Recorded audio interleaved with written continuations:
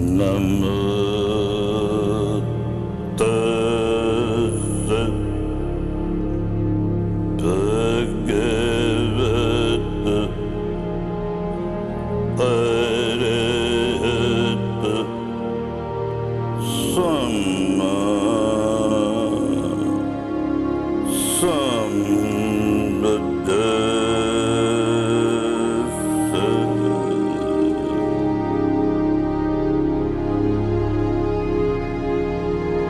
Namo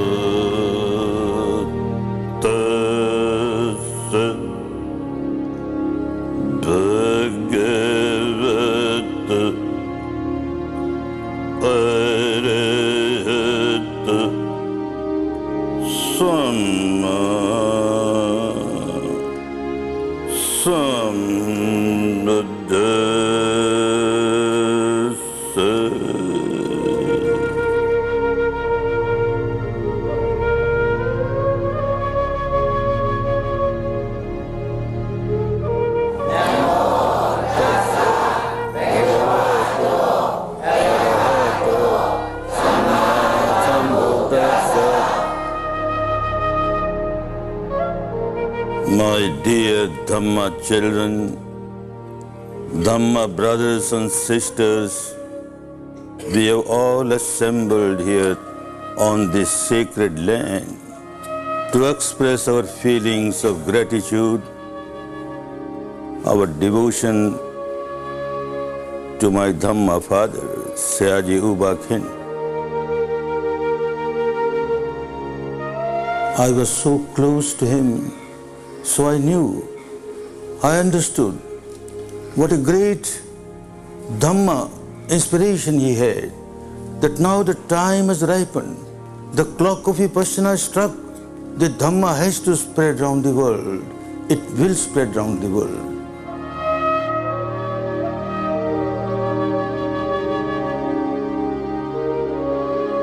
Many of you have come from far off places, from different countries, from about 30 countries of the world, and you are fortunate that you have come on this Dhamma land, which has preserved, maintained the Dhamma in its pristine purity for us. It is a real pilgrimage to the sacred land.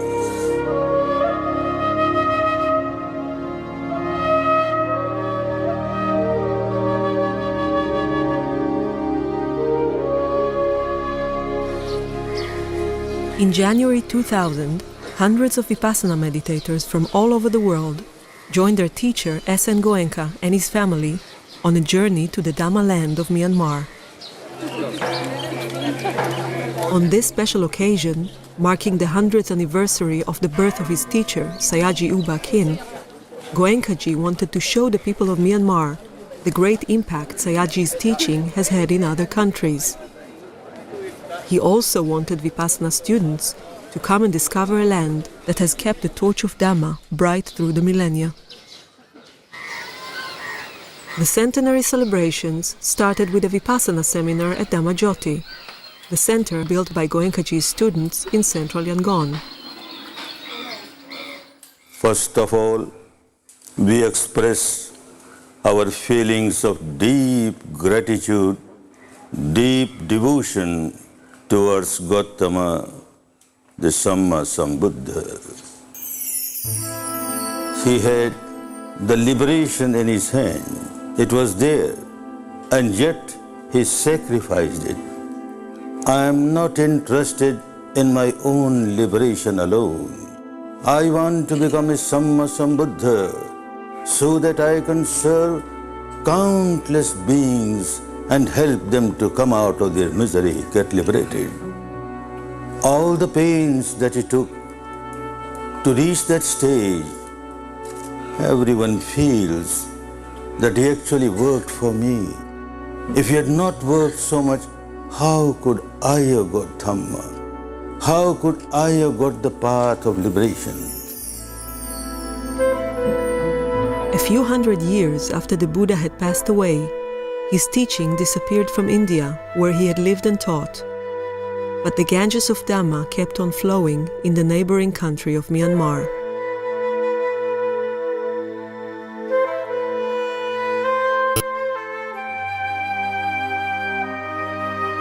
All these saintly people, the teachers who maintain Dhamma in its pristine purity from generation to generation, from teacher to pupil, we feel so grateful to them and we express our feeling of devotion towards them. On behalf of all my students, I pay deep respect to the Sangha.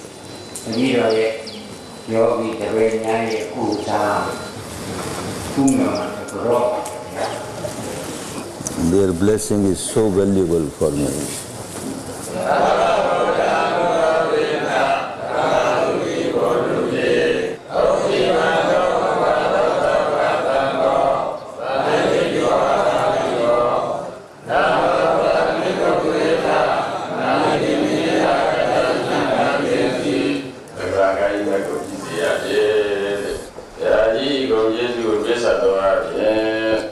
The Dhamma seminar began in Dhammajyoti with an offering of Sanghadana to 100 senior scholar monks.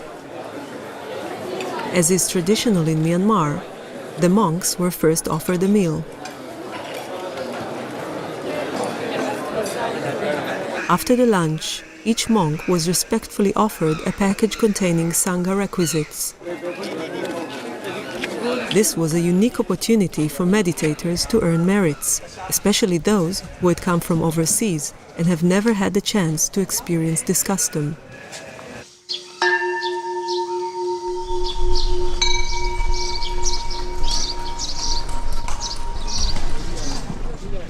Every morning, all over Myanmar, monks set out on their alms round. They go out for the welfare of householders. By giving dana to fulfill the monks' requirement of food, the householders gain merits.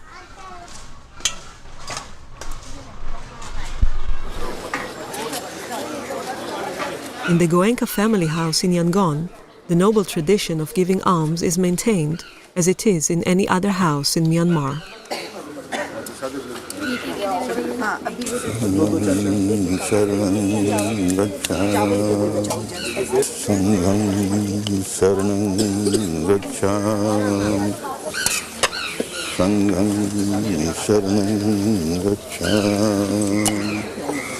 We are grateful to those two brothers, Tapasya and Bhallika, who were the first two lay persons to meet the Buddha and offer him honey and rice cakes.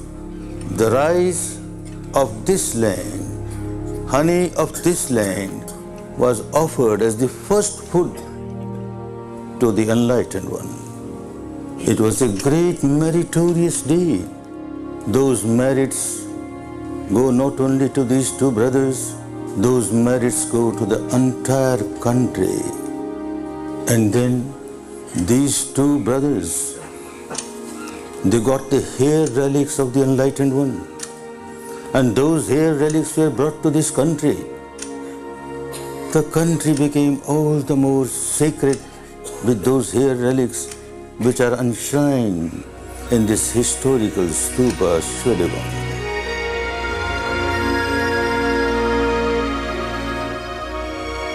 The vibrations of this wonderful Shwedagon with the relics of the hair of the enlightened one is not only helping this country, but is helping the entire mankind. People come and pay respect here, they get benefit of these vibrations, and they keep on walking on the path of Dhamma to get liberated. Of course, those people who go there, pay respects by offering flowers, etc., they get all the merits because of their devotion. But those who go and meditate there, limitless merits, limitless benefits they get by it. Now, hundreds of you who have come for the pilgrimage to this sacred land will be meditating on the platform of Shwedagon, and you will realize what a wonderful sacred place it is.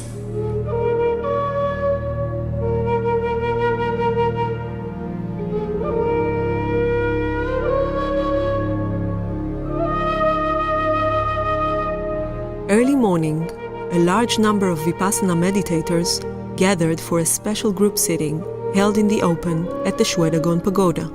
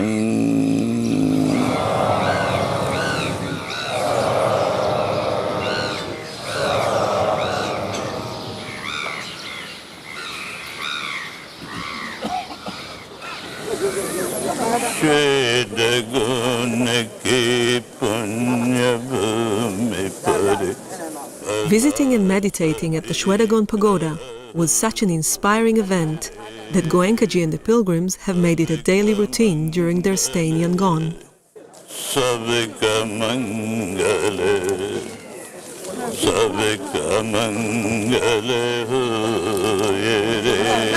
On each visit, Goenka circled the Shwedagon Pagoda giving metta, accompanied by his wife, sons, family members, and hundreds of his students.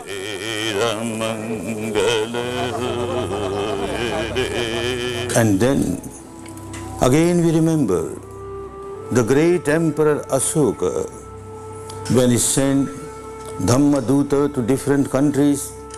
2 Dhammaduta were sent to this sacred land, Sona and Uttara. And that was the time when the Dhamma in its pristine purity got strongly established in this part of the world. We express our feeling of gratitude, great gratitude, deep gratitude towards these 2 Arhants who did wonderful job to get the Dhamma established in this part of the world, both Pariyatti as well as Patipatti. Remain alert, remain attentive from moment to moment, aware of respiration when you are practicing Anapana, and aware of sensations when you are practicing Vipassana.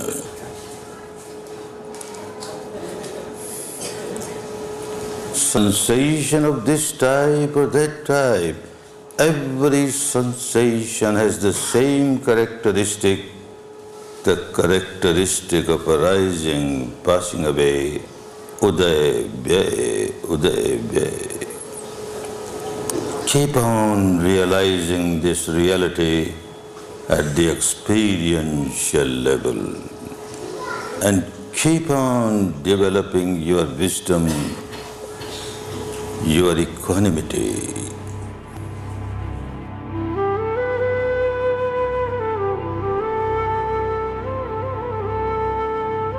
Caring for such a large number of meditators who came on this pilgrimage to Myanmar was not an easy task. At the Goenka household in Yangon, Goenkaji's sons, together with the son of Sayagyi Khin, were working almost around the clock, organizing the complex logistics of the tour up north.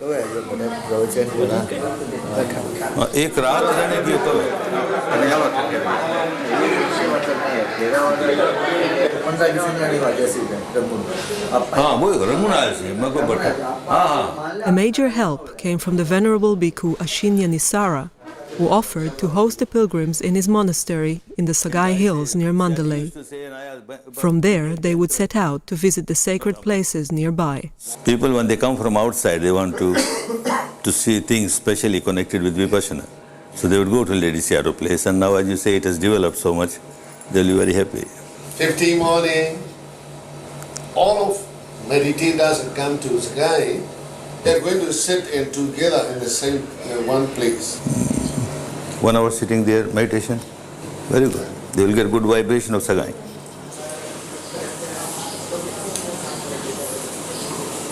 This time, do not miss to see the birthplace of the Lady Sierra. How far from Moyua? Moyua to this village, 35 miles. 35 miles to birthplace, then you said 35 miles for his meditation place. Certainly, if it can be covered in one day, I go from Mandalay and cover those things and come back. Yeah. Mandalay, because a center has come up there with Bamo Seado's place, center has come. Yeah. So wherever a new center comes, it becomes my duty to stay there and generate vibration. Of course, the program is too hectic, I understand, but... Please welcome.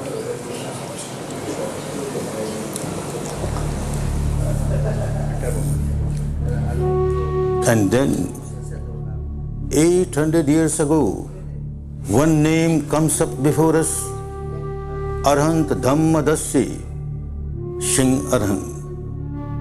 And being an Arhant, he could see that the northern part of the country, Dhamma is deteriorated. There is no pure Dhamma there. So he decided to go to that part of the country, establish Dhamma there, both Pariyatti and Patipatti. Then it is said he went further north and settled down in the Sayagyi hill. Not only Singh Arhant meditated there for the whole life, but he kept on teaching this Dhamma, the Patipatti Dhamma. Therefore, Sayagyi is also a very sacred place of Dhamma. After that, from generation to generation, from teacher to pupil, that was the center which maintained Dhamma in its pristine purity.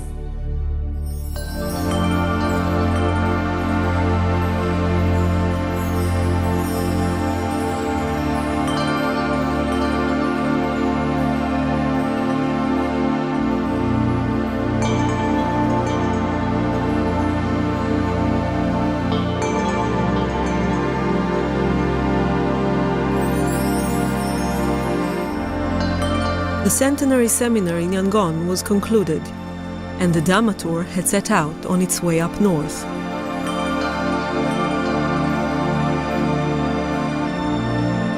Six buses with about 300 pilgrims made the journey northward to visit Mandalay, Sayagyi, and the sacred sites in the area.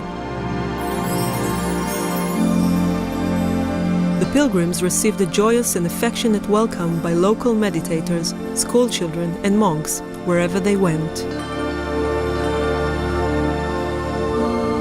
This was perhaps the first time the country people had had the chance to greet and host such a large number of meditators from so many countries. The experience was overwhelming for both sides. The hosts were delighted to be able to welcome and serve food to the pilgrims.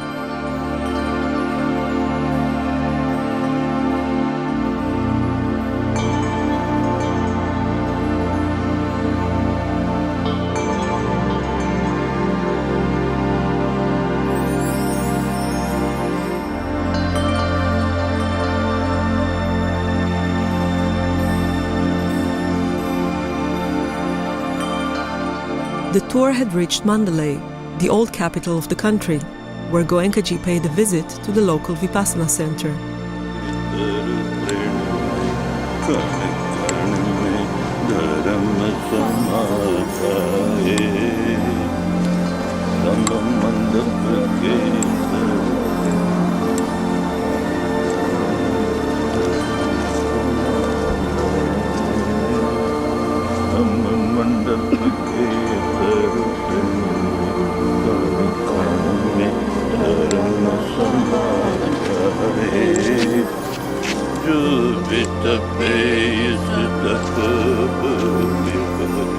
After crossing the Irrawaddy River to the Sayagyi Hills and spending time as guests of the Venerable Bhikkhu Nisara, Goenka and the pilgrims had left for Monywa.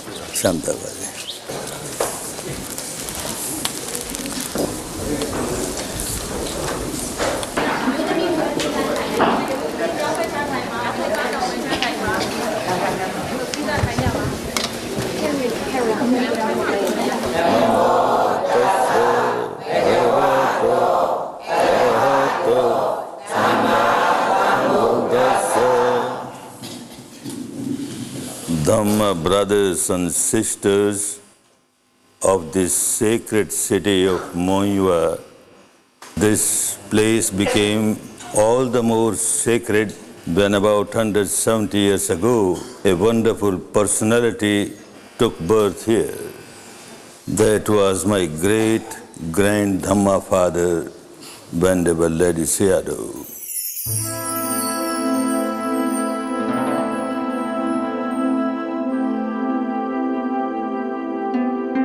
He was such a brilliant scholar of Pariyatti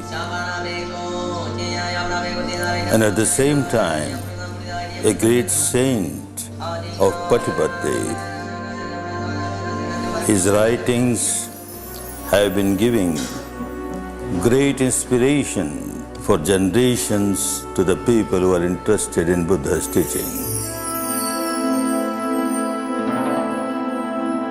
Not far from Monywa, the pilgrims crossed the Chinwan River in a fleet of boats. At the other bank, on the top of a hill, was one of the tour's most important sites, the meditation cave of Venerable Ledi Sayadaw. Every evening, after fulfilling his duties of teaching Pali to the bhikkhus at Monywa, the Sayadaw would cross the river and spend the night meditating in his cave.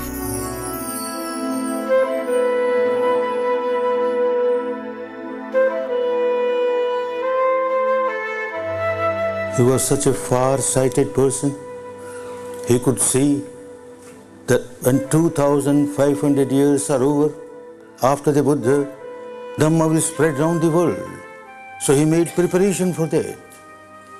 He could realize that in the countries where people have got respect and devotion towards Buddha, the monks are the proper people, they can teach. But in most part of the world, people have no respect for Buddha because they don't know anything about Buddha or his teaching. How will they learn the teaching of Buddha? If the monks go there, perhaps people will hesitate, fearing that he is going to convert us to Buddhism.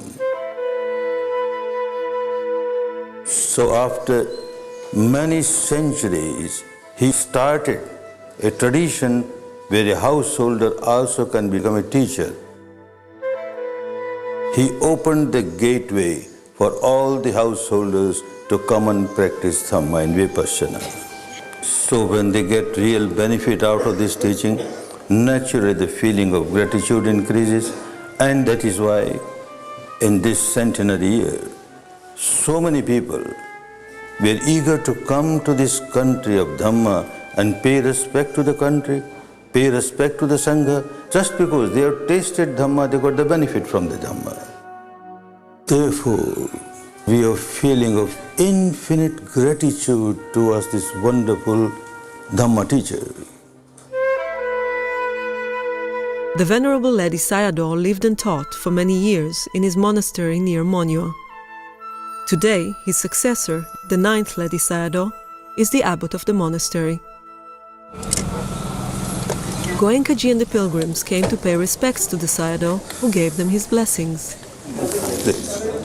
The Sayadaw said, "The meeting together of all of us in this great place established by Ledi Sayadaw is like the meeting of long-separated family members.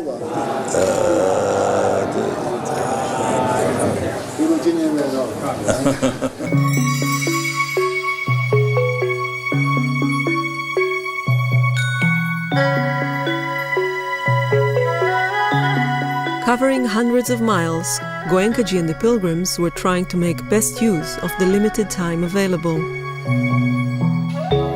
They stopped at famous pagodas, such as the stupa on the balancing rock at Chetio, and places of meditation where past teachers of Vipassana practiced the technique of liberation. In each place, Goenka met and paid respect to the local Sangha. A wholesome life, good for you. Public talks were organized for large audiences throughout the pilgrimage. This behavior pattern deep inside at the root level of the mind, it generates addiction.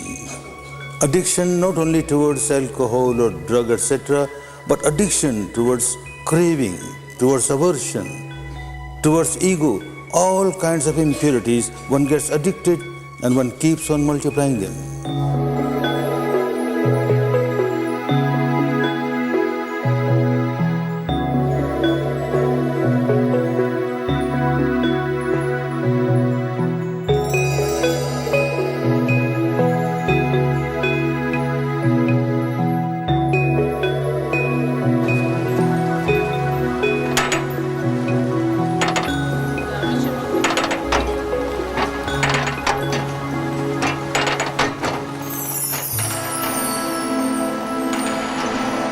Misery is universal.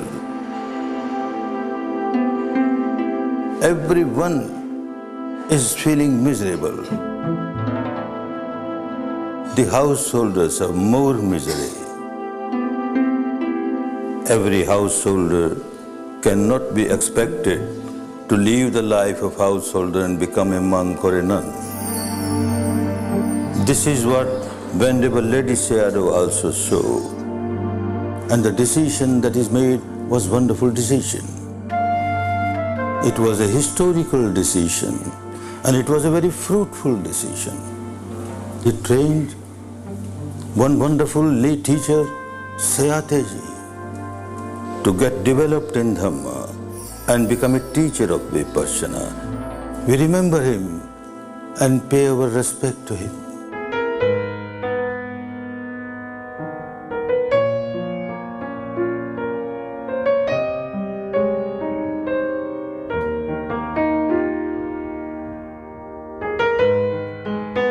Sayagyi was a farmer living in a small village near Yangon.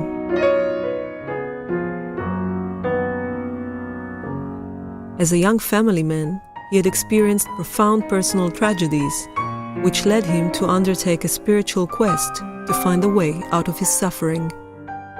After years of travel seeking a meditation teacher, Sayagyi came in contact with the saintly monk Ledi Sayadaw. He spent several years as a disciple of his beloved teacher, who encouraged him to start teaching Vipassana. Sayagyi returned to his village, Pyopweji, and started a meditation center behind the family farm. The place is still there today, and Goenka and the pilgrims have come to pay respects and meditate there.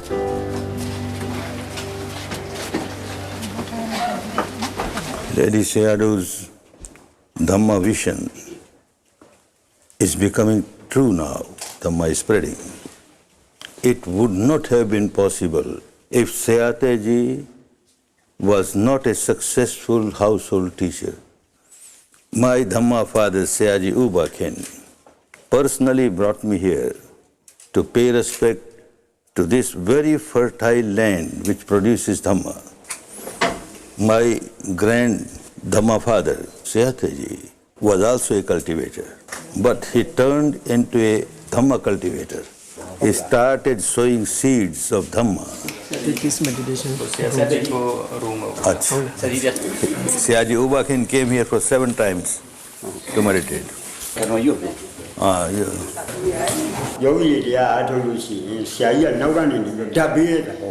In those days, meditation was done here. Sayagyi Khin will also come here, other students will come here, and Sayagyi will sit there. From there he will give metta, give strength to the meditators. Although in the attire of a family man, a lay person, inside he lived the life of a monk. So very much pure was his life that people will keep on getting inspiration by his life. Therefore, we express our feeling of infinite gratitude towards Sayagyi. This is the sacred land where Sayagyi Khin got his second birth, coming out of the shell of ignorance under the guidance of Sayagyi.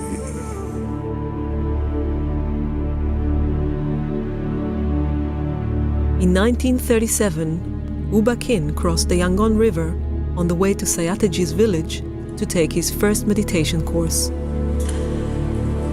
From there onwards, there was no looking back. My Dhamma father, Sayagyi Khin, used to say that the time clock of Vipassana has struck. Now it must go to its country of origin, India, and from there it will spread. No one can stop that progress.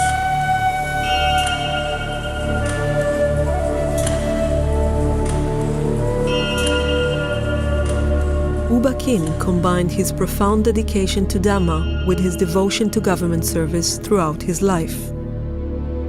He was one of the most distinguished civil servants of his time in Myanmar. On the day the country gained independence, he became the Accountant General, and for the next 2 decades he also served in a variety of government posts, sometimes holding several of them simultaneously. His efficiency and integrity were unsurpassed. But serving his country on the mundane level was not enough. He was eager to share the jewel of Vipassana and help people find the path to liberation. In 1952, he established the International Meditation Center in Yangon, where he started teaching Vipassana meditation.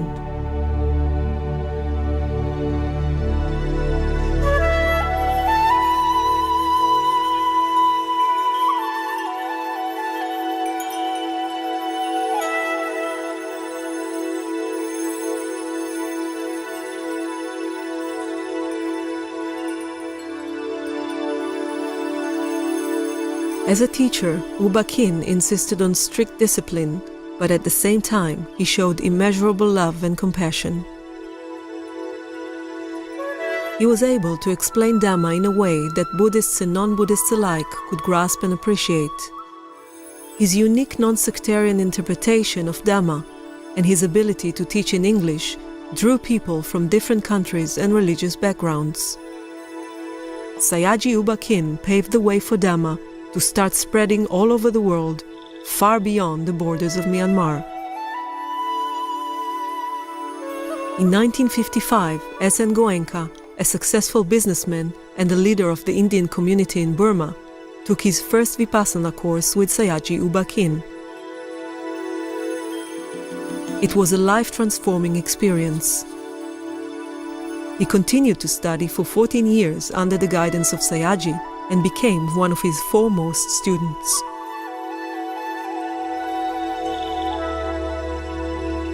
We remember this brilliant shining star in the galaxy of Dhamma, Sayagyi Khin, my Dhamma father. He had so much love and compassion for the entire suffering humanity, but special love and compassion for India. He kept on saying that I have to pay back the debt of gratitude. This wonderful, invaluable Dhamma came from India, and today India is bankrupt. They don't have Dhamma. He very much wanted to go himself to give Dhamma, but due to certain reasons he could not go. And a situation arose due to which, even as a Burmese citizen, I got a passport to go to India.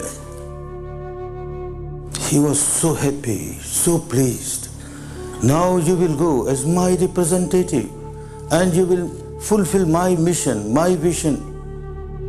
I had my own hesitation because I knew my limitation, but he encouraged, saying that you have nothing to worry because Dhamma is going there and through you I am going there and you will be successful, you need not worry. It was all the power of Sayagyi Uba Khin. It was all the blessing of Sayagyi Uba Khin that within 1 month the first course of 10 days was given in India. And then after that, the Ganges of Dhamma started flowing throughout the country, courses after courses, courses after courses, unbelievable. And hundreds of people, thousands of people from around the world, they started coming to India and they started taking these courses, unbelievable. It made me feel all the more that I am just a representative of Sayagyi. I am just a representative of Sayagyi. Everything is done by Dhamma, everything is done by Sayagyi Uba Khin.